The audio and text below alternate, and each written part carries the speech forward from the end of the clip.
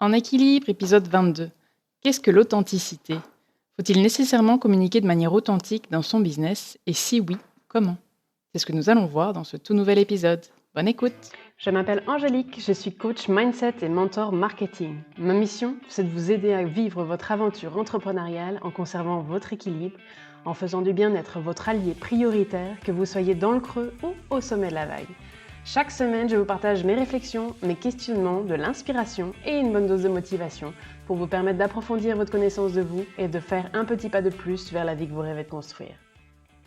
Bonjour, bonjour à tous et bienvenue. Aujourd'hui, je suis vraiment très heureuse d'accueillir Clémentine, qui est coach en création de contenu authentique. Clémentine, bonjour. Salut Angélique, merci de m'avoir invitée. Avec grand plaisir. Clémentine, je vais poser une première question très simple, mais en même temps, c'est peut-être la plus complexe parce que c'est celle qui ouvre le plus de portes. Mais qui es-tu? Carrément, qui je suis? Quelle bonne question. Je vais pas commencer par le métier.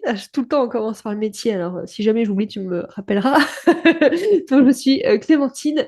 Je suis l'heureuse maman chat de 2 boules de poils qui ont 8 et 6 ans déjà. Du coup, il est possible peut-être à un moment donné que vous entendiez du bruit puisqu'elle est derrière moi ou que vous voyez une boule de poils qui saute. Ou que vous entendiez si vous regardez le podcast et pas la vidéo. Donc je suis voilà, maman chat, je suis une fille, je suis une femme, je suis une amoureuse, je suis joyeuse, je suis impatiente, terriblement impatiente. Quand j'ai décidé quelque chose, j'ai envie. Qu'est-ce que tu veux partager en fait? Où tu mets ta barrière à toi-même de ton authenticité? Comment est-ce que tu veux communiquer? Toi, vraiment, c'est quoi qui fait sens pour toi? Qu'est-ce qui est naturel pour toi? Qu'est-ce que tu as envie de partager? Et quel est ton rythme en fait de communication? Comment tu vas faire pour ne pas t'épuiser? Et tu vois, c'est très centré sur soi. Et avec mes clientes, c'est toujours par là qu'on commence. Et à chaque fois qu'on fait des stratégies de contenu, c'est toujours qu'est-ce que toi tu veux d'abord? Comment tu communiques? Qu'est-ce qui fait sens pour toi? Effectivement, si t'as pas envie de te montrer, bah te montre pas. Alors oui, c'est sûr, c'est plus facile entre guillemets quand on montre son visage, quand on fait des lives, machin, de créer un C'est un lien fort. Il y en a accélérateur, plein. mais c'est C'est pas un obligatoire. accélérateur, mais il y en a plein des gens qui ne montrent pas leur visage et qui ont quand même des super communautés et qui ont des super entreprises. Je pense à Isa Graf, par exemple, qui n'a jamais montré son visage, je crois pas. Emma de Ambition Féminine, c'est pareil. Enfin, bref, il y en a plein, plein, plein qui utilisent un avatar quand même pour un peu humaniser leur compte et qui ne se montrent pas physiquement et qui y arrivent quand même. Donc, c'est pas du tout une obligation. Et t'es pas moins authentique parce que tu te montres pas physiquement. Être authentique, c'est, bah, comme je le disais, partager tes valeurs, partager ce qui est important pour soi, partager ses pensées et être honnête, en fait, et sincère, finalement. Mmh. Ça C'est commence si, par être aussi facile que honnête ça. avec soi-même, finalement. C'est pas toujours évident de C'est savoir ça. ce qu'on veut, d'identifier, ce dont on a besoin et de répondre à ses valeurs parce que bien souvent, on verbalise pas tout ça, c'est à l'intérieur de nous et en fait, tout ce qu'on ressent, c'est un mal-être ou une perte d'énergie et on comprend pas d'où viennent, les fuites, mais ça vient bien de là, ça vient du fait qu'on s'est un peu oublié au passage en voulant répondre aux injonctions, aux dictats finalement, parce que c'était un peu ma prochaine question en fait. Est-ce que tu penses pas que les réseaux sociaux finalement euh, ça nous empêche, en tout cas ça nous freine pour être authentique. Je m'explique. Vu que les réseaux sociaux sont accompagnés d'énormément d'injonctions, bah, si tu veux réussir sur Instagram, faut poster tous les jours à telle heure et faire des facecam et des lives et des bazars, machin. Eh ben, en fait, on n'a pas le temps de réfléchir à qu'est-ce qu'on a envie de faire au plus profond de nous, qu'on nous a déjà bombardé de il faut que tu fasses ça. Et donc, on prend pas le temps de réfléchir à ça. On se dit, OK, ben, vu qu'on me l'a dit, je vais me lancer et faire les choses comme de cette manière-là. Et du coup, on n'est pas authentique malgré nous, en fait. On essaye de bien faire, mais on manque d'authenticité. Ça se ressent aussi. On se fait moins plaisir dans ce qu'on crée parce on perd de l'énergie et du coup, on perd de vitesse. Et à un moment, on n'arrive plus à tenir le rythme. Enfin, ça, tu le diras sûrement mieux que moi, hein, mais à un moment, on va dans le mur. Mais donc, moi, j'ai l'impression que finalement, la création de contenu sur les réseaux sociaux, ben, c'est un peu qui tout double parce que c'est chouette, ça nous permet de créer du contenu facilement. Mais d'un autre côté, ça nous entrave. Ah mais je suis à 100% d'accord avec toi et c'est un gros combat que je mène de vraiment faire comprendre aux gens, enfin voilà, aux personnes qui peuvent lire mon contenu, qui peuvent tomber sur mon contenu, de revenir à soi et d'arrêter de dire il faut que je suis obligée, machin. Et ça, c'est à chaque fois que je discute avec une personne, une entrepreneur sur sa com, il y a toujours un moment dans la conversation, il faut que je sois sur Instagram, il faut que je lance une newsletter, etc. Et moi, à chaque fois, je mets un stop tout de suite et c'est, attends, il faut ou tu veux? Est-ce que vraiment ça fait sens pour toi? Est-ce que c'est cohérent dans ta tête? Est-ce que tu y vas avec plaisir? Si la réponse est oui, bah tant mieux, go. Si tu me dis, bah on va se poser les questions en fait. Et donc ça, tout le temps. Et avec mes clientes, c'est pareil. Et à chaque fois qu'elles me disent, ah, je vais lancer ça, c'est ok. Tu lances ça parce que tu en as envie ou parce que tu as vu qu'il y en a plein d'autres qui le faisaient et que ça allait, que ça fonctionnait. Et c'est compliqué effectivement d'arrêter enfin, d'éteindre ce brouhaha, de mettre des œillères sur tout ce qui se passe autour et de se refocus sur soi et de se dire, ok, moi, comment j'ai envie de faire. Et c'est pour ça que je dis toujours à mes clientes, mais amusez-vous et cassez les codes en fait. Parce qu'il y a aussi ce truc avec les réseaux sociaux, c'est que c'est plein de codes, de façons de faire pour être visible, pour faire des millions de vues, etc., etc. Mais c'est en suivant des tendances, et les tendances, ça bouge tout le temps. Et que si aujourd'hui, bah, c'est ça, la tendance, et c'est ça qui permet de être visible, bah, dans 3 mois, ça va changer, en fait. Et que si aujourd'hui, c'est ça la tendance, c'est parce qu'il y a quelqu'un qui a essayé, qui a cassé les codes de ce qui se faisait avant. Et donc, bah, fais-le. Peut-être que tu vas lancer une nouvelle tendance. Tu vois. Là, sur LinkedIn, voilà, je fais des lives toutes les semaines. C'est pas forcément quelque chose qui se fait. Bah, je sais pas, bon, j'ai pas assez de visibilité sur mes lives, donc je pense pas lancer une tendance, mais peut-être que dans 6 mois, un an, et ben, en fait, on va avoir des émissions LinkedIn débarquer et ça va être un nouveau format à la mode, ou pas, hein, parce que LinkedIn ne pousse pas trop les lives. Ouais, sur cette Pour plateforme, mais l'instant. il les pousse pas trop. Mais, donc voilà, tout ce qui est aujourd'hui tendance, bah, c'est quelqu'un qui a osé faire autre chose, en fait. Et donc, moi, c'est ce que je dis tout le temps à mes clientes, mais casser les codes. Oui, là, aujourd'hui, pour être visible sur LinkedIn, il faut poster une photo de sa tronche et faire pleurer dans les chaumières. Pour être visible sur Instagram, il faut faire un Reels avec une musique un petit peu triste et mettre du texte sur son Reels. Bah, essaye autre chose. Peut-être que ça fera une tendance et ça cassera les codes. Et l'important, c'est aussi de se faire kiffer et d'aimer son contenu, quoi. Ne pas le faire du contenu parce qu'il faut faire ça et c'est comme ça et sinon ça marche pas. Je crois que c'est important aussi de séparer un petit peu, le double objectif en effet, on crée du contenu, bah, pour gagner en visibilité, donc c'est génial si ça marche, c'est dans la tendance. Mais il y a aussi créer du contenu pour attirer des clients et donc enfin, attirer en tout cas des gens vers soi qui, nous correspondent et donc on a beaucoup plus de chances de le faire en se faisant plaisir comme tu le fais avec tes lives LinkedIn, même s'il y a pas beaucoup d'audience, bah, finalement les personnes qui viennent, même si elles sont peu nombreuses, eh ben, elles auront plus facilement une bonne accroche avec toi parce que tu fais ce qui te plaît et qu'elles sont venues et que ça leur plaisait et pas juste parce que c'était la mode. C'est ça, exactement. Et puis comme tu dis, il y a deux. Après voilà, encore une fois, tout ça, c'est après des questions d'objectif et de ce qu'on veut faire avec son contenu aussi. Effectivement, si l'objectif numéro un, c'est d'être ultra visible et de buzzer et d'être vu par des milliards de personnes, bah oui, suivez les tendances parce que sinon ça va être compliqué. Si l'objectif, c'est vraiment de créer une communauté sincère, soudée, qui est intéressée vraiment par ce que vous faites, bah voilà, il y a d'autres façons de faire en fait. Et ça dépend aussi des objectifs. Moi, les lives sur LinkedIn, mon objectif, c'est pas du tout la visibilité. C'est créer un lien avec mon audience, c'est d'être là avec eux, de prendre ce temps en conscience, d'être ensemble, de répondre à leurs questions, de pouvoir voilà, aborder des sujets plus en profondeur que juste avec un post. Et ça n'empêche pas que moi, j'ai des clientes qui ont décidé de travailler avec moi après avoir vu ces lives. Et donc, bah, ok, je suis vue par 10 personnes par semaine. Ça n'empêche pas que je fais quand même que ça me fait quand même rentrer du business parce que comme tu dis, je me fais plaisir, deux, ça apporte de la valeur en fait. Ces lives-là, on passe quand même 45 minutes à 1 heure sur un sujet lié avec leurs problématiques que je viens résoudre, que je viens apporter des solutions, etc. Euh, donc en fait, voilà. Et tu vois, j'ai vu le post d'une de mes anciennes coachs sur LinkedIn tout à l'heure qui disait ah bah j'ai fait un post, il a eu 18 interactions, mais j'ai eu 35 personnes qui ont téléchargé ma ressource. Bah, qu'est-ce qu'on veut? Qu'est-ce que tu C'est quoi veux? l'objectif derrière? Est-ce que c'est de faire 10 000 likes ou c'est d'avoir 50 potentiels clients qualifiés? C'est ça. Et Voilà, finalement, chacun choisit son objectif. ce qu'on met derrière les chiffres, hein, toujours cette course aux likes, aux commentaires, et cetera, beh, finalement, c'est de la façade, quoi, hein.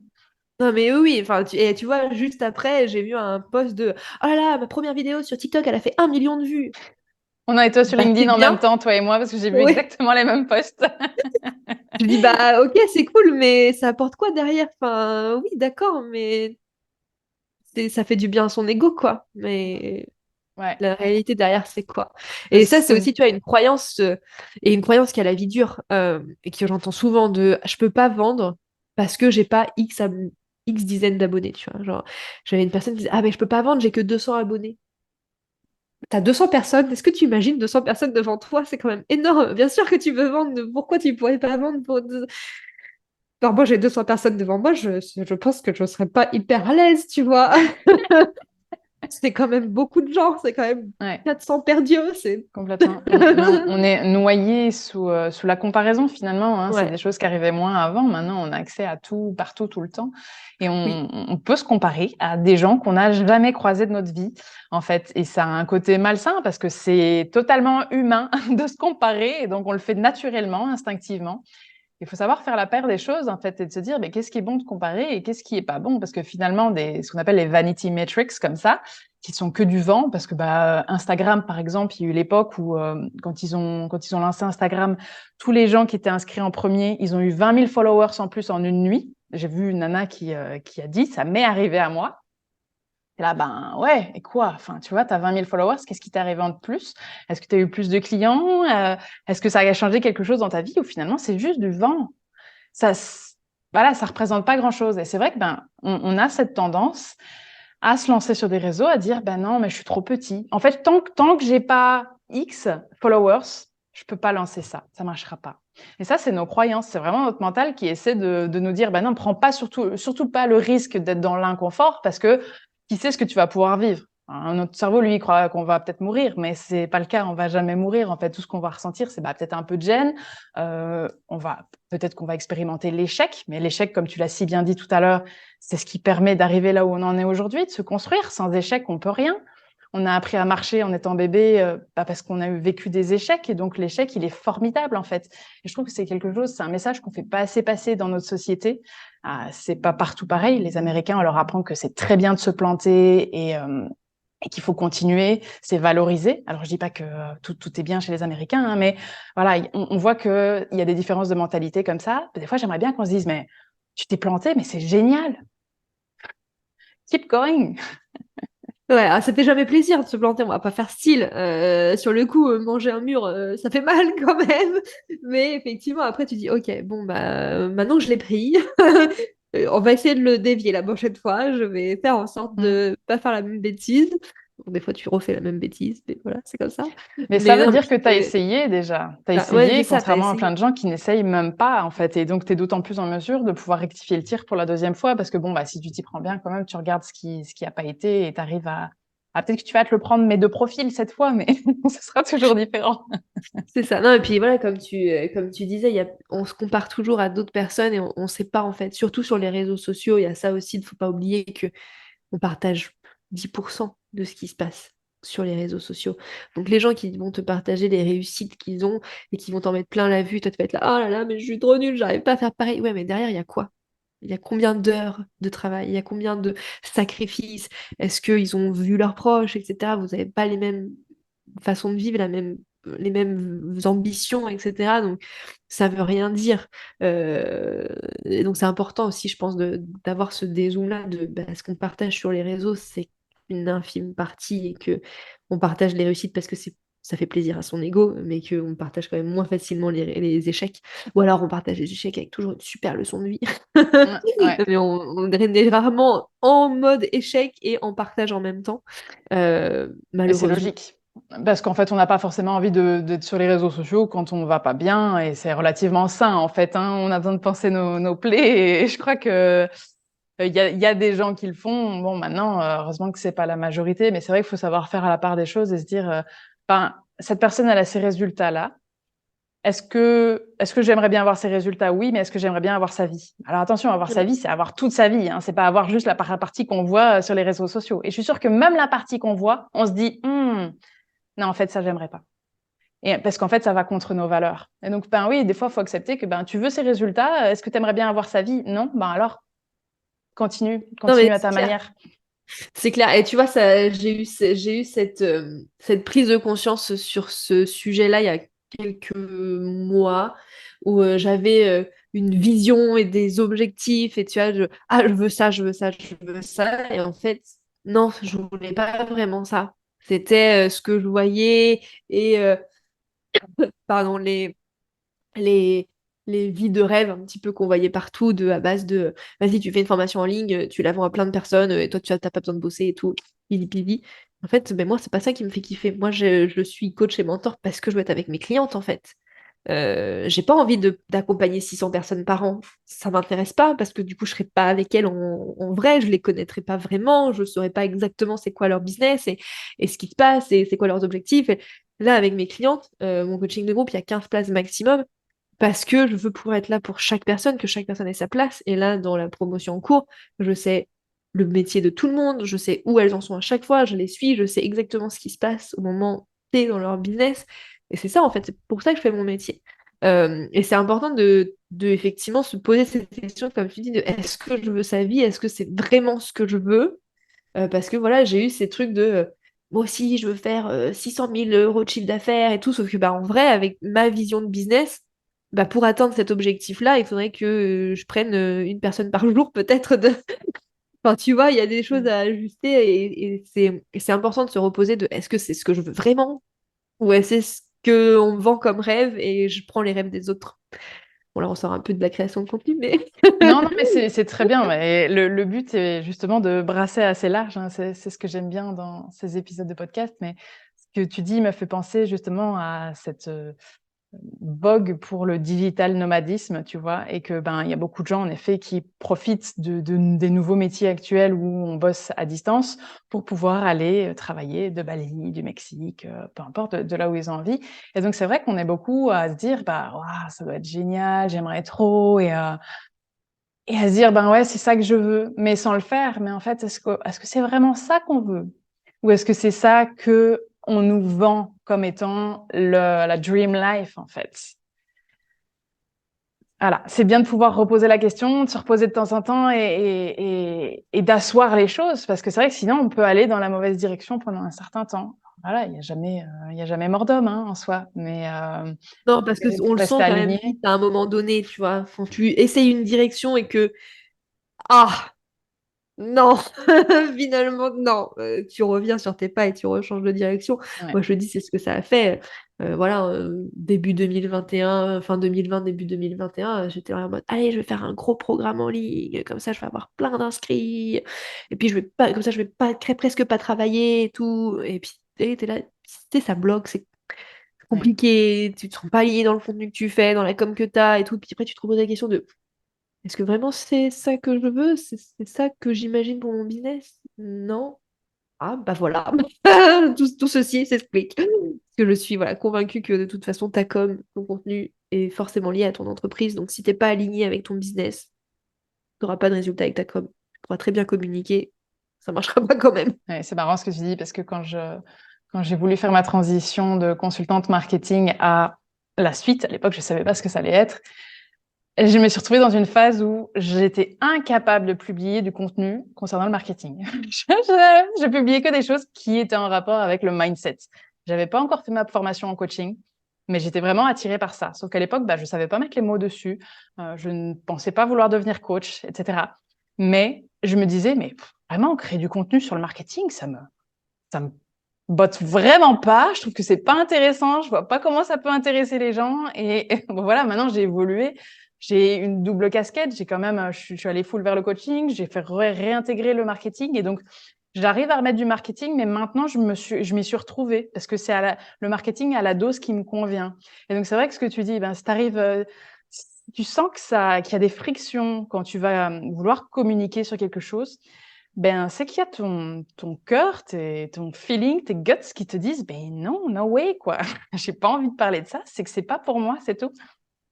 Non, mais ça, c'est tout le temps. Et je le vois à chaque fois quand je bosse avec mes clientes, là, dans la session du coaching, de mon coaching de groupe qui a commencé en janvier, là, ça s'est vérifié à chaque fois de ah, j'arrive pas à commencer la stratégie, ah, je sais pas quoi raconter, ah, j'arrive pas à trouver les thématiques, machin, etc. Et à chaque fois, qu'est-ce qui s'est passé? Le client idéal était pas bon. Le positionnement était pas, il était plus aligné. Et en fait, voilà, à chaque fois qu'il y a un problème dans la com, il y a un problème dans le business. C'est systématique, c'est obligatoire. Mm. Et la com fonctionne pas, c'est que le business, il y a un truc qui va pas. Parce que la Faut com, elle va revenir pas aux vous sauver. fondations. La com, elle est là pour soutenir votre business. Elle est pas là pour, c'est pas la sauveuse en fait, hein. Encore moins la création de contenu, hein. C'est pas parce que vous postez sur Instagram ou sur LinkedIn que wouh, vous allez avoir un business qui fonctionne. Avant, C'est on un pose le outil. business et après, on poste sur Instagram ou sur LinkedIn. C'est juste un outil marketing, en fait, parmi tant d'autres. Et c'est vrai qu'il y en a plein d'autres. Tu me disais tout à l'heure en off que la création de contenu, ça peut être génial, mais il y a des gens qui veulent pas en faire non plus. Et c'est très bien aussi, en fait, hein. Oui, Il y a pas c'est pas la seule d'injonction à ce manière, niveau-là hein. non plus. Non, et ça, je pense que ça surprend peut-être des gens parce que tu te dis, bah attends, la stratégie de contenu, Clémentine, c'est ton domaine, tu vois. Genre, tu devrais pousser les gens à faire du contenu parce que du coup, ça te ferait plus de clients. Ouais, mais non, en fait, moi, mon but, c'est encore une fois pas ça. Tu vois, moi, je veux aider les personnes qui ont envie d'utiliser la création de contenu pour trouver des clients. Mais si c'est pas ton kiff et que si tu as envie de communiquer autrement, bah fais-le en fait, il y a plein d'autres moyens de trouver des clients. Moi, j'ai pas d'intérêt à pousser les gens à faire du contenu et les voir souffrir et pas prendre de plaisir et que ça leur prenne 6 heures par jour, par semaine pour faire un post Instagram. Inutile au bout d'un moment. On n'a qu'une vie, j'ai pas du tout envie d'accompagner des personnes et leur dire bah si, passe 6 heures par semaine sur ton post Instagram qui a une durée de vie de 21 heures, temps bien rentabilisé. Tu vas souffrir un peu, mais tu vas voir après, ça sera bien. Non, surtout pour pas de résultats derrière. Tu vois. Non. On est des entrepreneurs, on a des entreprises à faire tourner, on a d'autres choses à faire en fait. Et j'adore le contenu et je suis convaincue que le contenu est un super moyen pour trouver des clients, qu'importe ton activité, si tu décides de l'utiliser en ce sens. Si tu as décidé de ne pas l'utiliser en ce sens, c'est OK. C'est un choix. Tout ça, c'est une question de choix. Exactement. Exactement. Je sais que tu es très engagée aussi auprès de notre belle planète et que ça fait partie de ta mission, aider les gens à communiquer de manière éco-responsable. Est-ce que tu peux dire un petit peu ce à quoi ça consiste, en fait, communiquer de manière éco-responsable et comment ça se manifeste dans un business? J'ai pas tant, moi, de poids vraiment sur l'éco-responsabilité parce que finalement, bah, moi, je suis sur le contenu et la stratégie, donc ça a quand même un impact, mais c'est justement se poser la question aussi euh, de ce qu'on poste et du contenu qu'on met en ligne et de la quantité de contenu qu'on met en ligne aussi. Moi, je poste pas tous les jours, voilà, oui, alors je fais des lives sur LinkedIn, donc je suppose que ça prend de la place, etc. Mais en fait, toujours faire les choses en conscience, tu vois. Et moi, c'est le seul poids que je peux avoir dans l'éco-responsabilité de ma démarche sur Internet, puisque bah, voilà, je fais pas de site, donc je peux pas avoir un poids sur des sites. Je fais pas de graphisme, donc je peux pas avoir un poids là-dessus aussi, même si c'est des choses qu'on peut mettre en place. Mais c'est de se poser les questions et de se dire, OK, qu'est-ce que je mets en ligne? Est-ce que ce que je partage, ça va vraiment être utile? Enfin, tu vois, pour moi, j'ai ce poids-là de me dire, j'ai pas envie. Après, encore une fois, c'est très personnel, mais j'ai pas envie de mettre en ligne des contenus juste parce qu'ils vont être visibles. Enfin, ils vont me rendre visible, mais ils vont rien apporter. Tu vois, mettre en ligne un Reels sur Instagram en mode mème, petite blague qui va tourner pendant une journée et demie, qui va faire rire des gens, et puis après, bah ouais, mais ça pollue, du coup, ça reste dans les serveurs, tu vois. Est-ce que j'ai envie de mettre ça en ligne? Moi, non, personnellement. Moi, j'ai envie que chaque message que je poste, bah, il y a un fond derrière. Il apporte quelque chose à quelqu'un, même si c'est une personne. Je veux que ça lui serve, que ça la fasse réfléchir et que ça lui apporte une nouvelle vision ou que ça lui apporte un nouveau conseil ou bref, quelque chose. Et, euh, et c'est là-dedans que j'ai un poids dans mon éco-responsabilité. C'est de décider ce que je mets en ligne parce que tout ce qu'on poste en ligne, ça reste, ça prend de la place, c'est du poids, c'est de l'énergie. et aussi de l'énergie mentale et du temps que nous on prend et qui ne reviendra plus aussi, tu vois, ce que je te disais tout à l'heure, un post Instagram, ça a une durée de vie de 21 heures. Ouais. 21 heures de visibilité. Si tu passes 3 heures, est-ce que vraiment c'est rentable, tu vois, genre passer 3 heures sur un contenu qui va être visible 21 heures, alors que tu pourrais prendre 3 heures à écrire un article de blog bien référencé qui va être visible des années et des années et qui va apporter des choses pendant des années à des gens. Combien de temps, selon toi, il faudrait passer sur un post Instagram, par exemple? 30 minutes maxi. Max. De A à Z, tout le process de je me mets à réfléchir, qu'est-ce que je vais poster, à je clique sur Ah le ouais, bouton non. planifier. Non, au moins la partie rédaction, visuelle, planification, parce que pour moi, la partie réflexion et de qu'est-ce que je vais poster, ça se fait en amont et ça se fait de Ok. manière globale et cohérente. C'est-à-dire que Mm. voilà, tu te poses en fin de mois et tu dis, OK, le mois prochain, c'est ça mon objectif, donc là, je vais parler de ça, là, je vais parler de ça, etc., pour rester cohérente et avoir quelque chose de pertinent. Mais voilà, enfin, pour moi, si tu mets plus d'une heure sur un post Instagram, après, ça dépend le post. Moi, ça m'arrive, tu vois, les carousels, forcément, ça me met un peu plus de temps à créer parce qu'il y a plus de matière. Mais du coup, quand je sais que je vais faire des carousels, bah, je sais que les autres posts, ça va être des trucs hyper rapides à faire pour équilibrer. Et donc, Ouais. en gros, moi, il me faut, je sais pas, 1 heure et demie à 2 heures par semaine pour faire 4, 5 posts LinkedIn, Instagram, tu vois. Mm, mm. Donc, le Ouais. LinkedIn, c'est facile, c'est juste mon truc de live, là. Après, du coup, je passe 1 heure en live, mais c'est Oui, différent. oui, mais tu vois, tu as adapté tes choix aussi C'est pour ça. que ça te prenne le temps que tu as envie que ça prenne. Et si Exactement. Et c'est toujours ça, tu vois. Moi, je pose toujours cette question-là à mes clientes, c'est combien de temps tu as par semaine à dédier à ta création de contenu? Parce qu'on va pas faire les mêmes choses si tu as 2 heures que si tu as une journée. Et si tu me dis, bah, j'ai 2 heures et je veux faire un article de blog, un épisode de podcast, 4 posts sur Instagram et 6 sur LinkedIn, je vais dire, bah, ça ne passera pas en fait. Même si tu es très, très, très, très, très rapide, très forte, 2 heures, ça me semble un petit peu optimiste pour faire tout ça. Donc, faire en fonction du temps dispo Ouais, pour que ton contenu il s'imbrique dans ton emploi du temps et pas que tu fasses tourner ton emploi du temps autour de ton contenu complètement. parce que Parce c'est qu'en pas ton effet, cœur de c'est métier. voilà, c'est pas le cœur de métier, c'est un outil. Et on a tendance à l'oublier, on passe beaucoup de temps sur la création de contenu, d'autant plus qu'en fait, comme les réseaux sociaux sont hyper chronophages, qu'on va dessus, qu'on scrolle. Oh, combien de fois on se perd aussi de je vais chercher une information sur Instagram, et puis 5 minutes après, je suis là. J'étais venue pour faire quoi là? Oui, exactement. Ça Et hop, m'arrive tout le temps, on c'est se très pénible. recadre. Mais voilà, donc ça fait ça tout le temps. Donc, il ne faut pas oublier aussi le temps qu'on passe sur les réseaux sociaux et Oui. qui ne sert à rien Ah, finalement. je ne le compte pas celui-là, mais effectivement, ça m'arrive très souvent de. Tu sais, des fois en plus, j'y vais vraiment avec un objectif très précis de ah tiens, faut que je regarde ça, j'en ai besoin et tout. Puis effectivement, comme tu dis, t'es là. Merde, attends, ça fait 10 minutes. Pourquoi j'étais là? Pourquoi j'étais sur Instagram? Tu sais, tu fermes, t'es là. Ah merde, j'ai pas regardé ce que je voulais regarder. Et si on en Donc revient oui, à attention à ça. l'impact écologique de la création de contenu dont tu parlais, c'est vrai que là, tu parlais essentiellement des réseaux sociaux, mais si on élargit ça aux newsletters, à la création de podcasts, à la création de vidéos sur YouTube, par exemple, là, c'est encore plus d'impact. Peut-être moins pour les newsletters parce que ça reste léger, entre guillemets, mais en effet, si on va vers le podcast ou la vidéo, là, ça devient très lourd. Et je pense que c'est d'autant plus important, en fait, de vraiment faire les choses en conscience et pas de se dire, ben, je poste parce que je dois poster, que j'ai dit que j'allais le faire toutes les semaines, donc je le fais toutes les semaines, même si j'ai pas grand-chose à dire et que ça va pas être super intéressant. Est-ce que ça en vaut vraiment la peine, finalement? Parce que bah, tout ça, ça laisse une trace, clairement, même si elle est invisible et qu'on la voit pas et que bah, ça a un poids qu'on doit tous porter. On a tous une responsabilité là-dessus aujourd'hui. Et c'est vrai que je vois beaucoup, par exemple, de podcasts énormément, qui ont été lancés et qui ont été abandonnés. Des podcasts qui ont 3 épisodes, 6 épisodes, qui datent d'il y a plusieurs années, qui sont toujours là, sont toujours hébergés. Ils vont rester, on ne sait pas combien de temps, parce qu'en fait, ils sont hébergés chez un hébergeur gratuit, donc les gens bah, s'en fichent, ils payent pas. Mais ça sert probablement pas à grand-chose pour leur business d'avoir 3, 4 épisodes qui traînent comme ça, qui a pas de visibilité. Surtout que bah, 3, 4 épisodes, ça inspire pas non plus confiance vis-à-vis de l'expertise de la personne, puisqu'elle a commencé quelque chose qu'elle a très vite abandonné.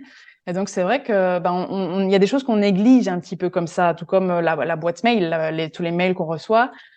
J'ai fait partie des personnes qui, à une époque, ne regardaient même pas le chiffre qui s'affichait en termes de mails non lus. Tu vois, c'était des centaines. Aujourd'hui, je suis à l'inbox 0 toutes les semaines. Hein, et je peux plus vivre autrement. Mais c'est vrai que il y a des choses qu'on néglige, qu'on laisse de côté comme ça. Faut pas oublier que tout ça, ça laisse des traces. Non, mais c'est ça, et on l'oublie, je pense que voilà, et comme tu dis, on le voit pas. Donc on n'y pense pas. Et c'est pour ça que je pose vraiment toujours ces questions à mes clients de OK, bah, effectivement, le temps, et puis surtout, prendre conscience de ce ratio durée de vie d'un contenu et temps que tu mets à le passer. Parce que voilà, écrire un article de blog qui va être visible des années, bah, est-ce que c'est pas préférable qu'un post Instagram qui dans 2 jours, personne s'en souviendra et puis personne va aller le voir parce que de toute façon, qui remonte les feeds d'Instagram? Alors, tu fais pas pour la promo d'Instagram, du coup, là, sur Mais j'adore cette dernière Instagram, mais, minute? non, mais tu vois, c'est un. Mais c'est la réalité en fait, tu vois. Ça sert à rien de mitonner et de vouloir vendre des. J'adore Instagram. Je communique de ouf sur Instagram. C'est mon réseau social préféré. Je suis hyper bien dessus. Je trouve la majorité de mes clientes sur Instagram. J'ai des liens super forts avec les gens sur Instagram. Il n'empêche qu'Instagram, bah, ça prend beaucoup de temps et d'énergie pour une visibilité moindre. Et que aujourd'hui, en tant que créatrice de contenu de manière stratégique, bah, la question se pose de est-ce que je veux faire, tu sais, sur la partie éco-responsabilité et conscience, de se dire, bah, est-ce que je préférais pas faire un article qui va dire plus de choses, qui va être plus informatif, qui va apporter plus de valeur à mes clientes, qui en plus sera visible plus longtemps grâce au référencement naturel, ou un épisode de podcast qu'un post sur Instagram, qui de toute façon est lu qu'à entre parents, enfin que voilà, parce que les gens ils regardent, ils font que scroller et puis ils regardent même plus rien. Euh, voilà, tu vois, il y a tout ça qui se pose et voilà, je suis toujours les fesses entre deux chaises parce que j'adore Instagram. Je trouve que c'est une super plateforme pour créer du lien.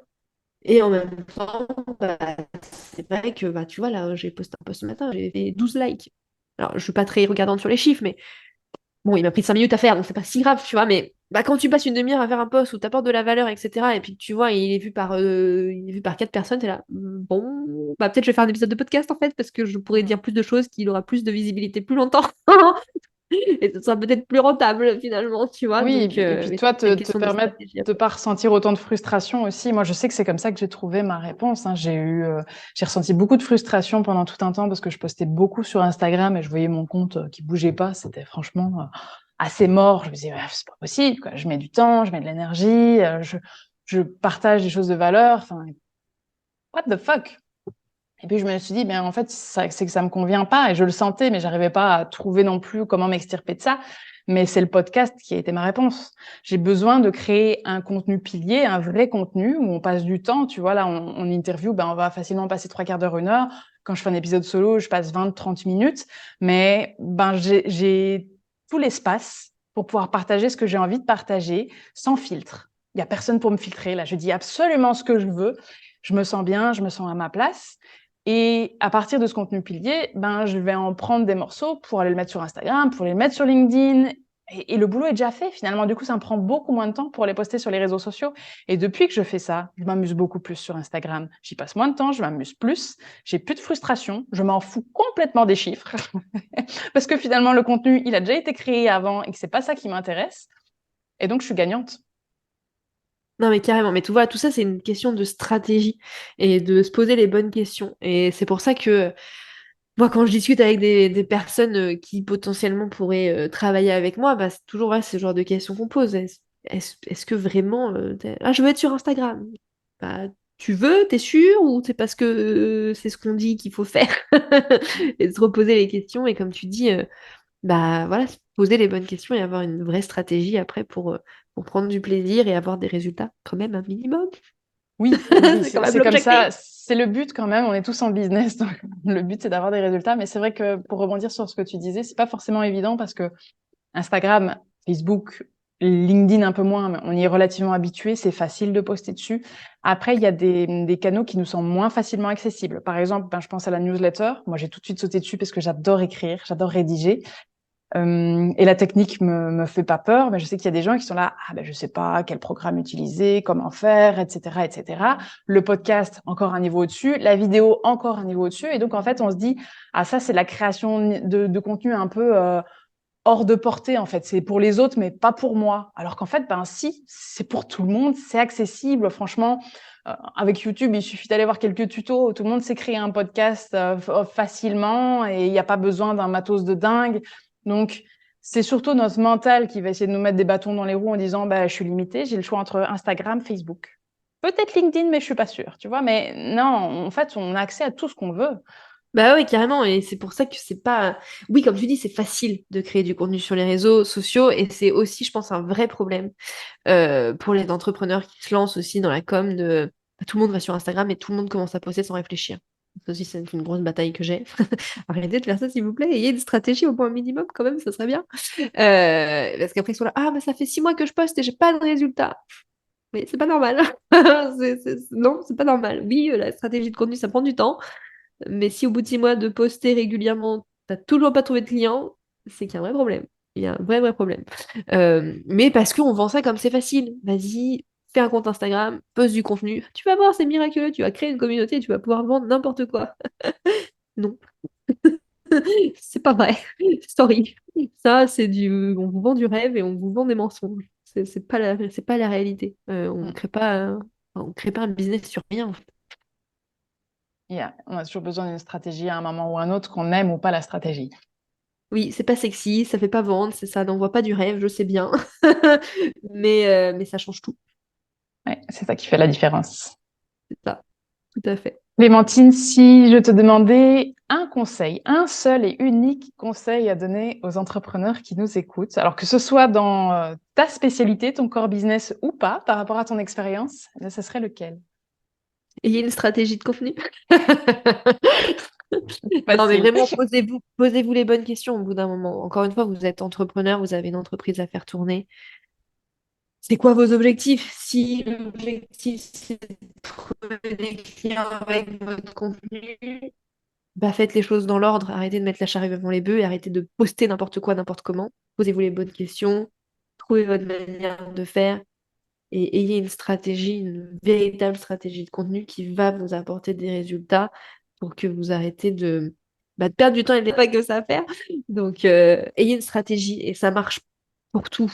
La stratégie, c'est pas sexy, mais c'est la base. Que ça soit une stratégie business, une stratégie de communication slash création de contenu, une stratégie de visibilité, de marketing, de vente. Bref, ayez des stratégies. Posez-vous, réfléchissez. C'est pas sexy, c'est de l'introspection, je sais, sorry, je vous vends pas du rêve en mode vous allez pouvoir faire 10 000 cas en travaillant 2 heures et en ayant les pieds dans le sable à Bali. Il faut du temps, il faut des stratégies, il faut réfléchir. Donc prenez ce temps-là. Vous allez voir que vous allez gagner beaucoup de temps, beaucoup d'énergie et beaucoup plus de résultats si vous prenez juste un mois pour poser votre stratégie de contenu ou votre Mm. stratégie ou autre stratégie. Ouais. Mais c'est vrai que bon, tu dis que c'est pas sexy, mais en fait, je pense que oui, il y a cette image un peu froide et businessman dès qu'on entend ce mot. Mais en fait, j'aime bien rappeler que la stratégie, c'est quelque chose qu'on emploie au quotidien. On emploie une stratégie pour être à l'heure le matin, ça s'appelle mettre un réveil. On emploie une stratégie pour faire manger ses enfants. Et ça passe par plein de stratégies différentes souvent, mais donc des stratégies, en fait, on en utilise tout le temps seulement. On n'intellectualise pas ça en se disant ah j'emploie une stratégie. Non, en fait, stratégie c'est juste une manière d'arriver à son objectif. C'est That's ça. it, pas plus. C'est d'avoir une direction, de savoir où on va, de faire les choses en étant déjà en conscience et puis déjà, voilà, encore une fois, en ayant un but et en sachant où on va. Et même si des fois on dérive et que c'est OK, une stratégie, c'est pas figé dans le marbre non plus. Mais voilà, Complètement. avoir une direction et savoir où on veut aller et tout faire pour y arriver. J'aime bien ce que tu dis, ça aussi. Une stratégie, c'est pas gravé dans le marbre et c'est super important parce que, enfin, c'est bien de tenir ses engagements, hein, mais c'est pas le but d'une stratégie. Le but Non, de la ça stratégie, évolue. c'est de nous aider à arriver au point où on veut aller, mais si ça marche pas, faut savoir dire stop et en entamer une autre. Et ça, Tout à fait. c'est important parce que je sais Super qu'il y a des gens important. que ça bloque, ils se disent non, mais comme j'avais commencé, il faut que je finisse, mais on s'en fout de ça. Non, si vous sentez un frein, un blocage quelque part, c'est que la stratégie, elle est pas bonne. Donc, on la revoit et on recommence. LinkedIn, là, j'ai mis ça en place en septembre dernier parce que, pareil, en septembre, enfin, fin d'été 2022, j'étais là, ah, il y a une friction là. Ça va pas. Donc, j'ai mis tout mon contenu en pause pendant un mois. J'ai revu toute ma strat. Et maintenant, ça va mieux. Et je pense que là, cet été, je vais aussi me refaire un petit bon. Ok, est-ce qu'on est toujours bien? Est-ce qu'on est toujours Ouais. alignés? Est-ce que toi et toi, Clémentine, vous êtes en phase? Ok, on continue pas? C'est important de pouvoir se faire des petits points de temps en temps quand même. Ouais, ouais, je pense que c'est essentiel, faire les bilans de temps en temps, parce que sinon, on continue d'avancer un peu tête baissée, parce qu'il y a rien à faire, la vie, elle va vite, hein. Et si on relève jamais la tête, ben, on voit pas où on est. Et il suffit que on lève la tête pour se dire, tiens, mais en fait, je suis en plein désert, alors que à la base, je voulais aller au bord de la mer. Je me suis peut-être plantée à un moment ou un autre. Et ben oui, relever la tête de temps en temps, tous les 3 mois, tous les 6 mois, je pense que c'est essentiel et c'est un très bon conseil également. Clémentine, où est-ce qu'on peut te retrouver? Partout. Non, je rigole. Sur Instagram, malgré tout ce que j'en ai dit sur Instagram. Sur LinkedIn, du coup, une fois par semaine pour mes lives sur LinkedIn. J'ai un podcast aussi qui s'appelle Comme toi, qui est tout récent. Et puis après, j'ai aussi ma newsletter. Donc voilà, si vous voulez me retrouver. Et puis il y a mes accompagnements, ma formation gratuite. Enfin, bref, venez sur Instagram, il y a tous les liens. Vous aurez tout ce qu'il vous faut depuis Voilà, Instagram au pour plus tout simple. retrouver. Super. Ben écoute, je mettrai tout ça dans les notes de l'épisode, comme d'habitude, pour que nos auditeurs puissent te retrouver. En tout cas, Clémentine, merci, parce que c'était vraiment une interview très enrichissante.